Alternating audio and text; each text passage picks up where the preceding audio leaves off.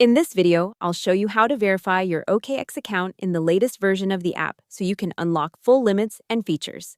First, open the OKX app or website and log in. Have a government-issued ID ready, like a passport or driver's license, and make sure you're over 18. On the app, tap your profile icon, go to User Center/Profile and Settings, then choose Identity Verification. On the web, click your profile icon in the top corner and select Verification. Next, pick the verification level available in your region, then fill out your basic details: country or region, full name, date of birth, and address. Some countries also require extra info like a tax ID or SSN. So enter everything exactly as it appears on your documents. Now upload clear photos of your ID document and, if requested, a recent proof of address such as a bank statement or utility bill. Make sure the images are in color, not blurry. All corners are visible, and the document is not expired.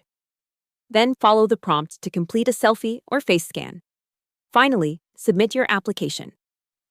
Most verifications are processed within minutes, but in some cases it can take up to 24 hours.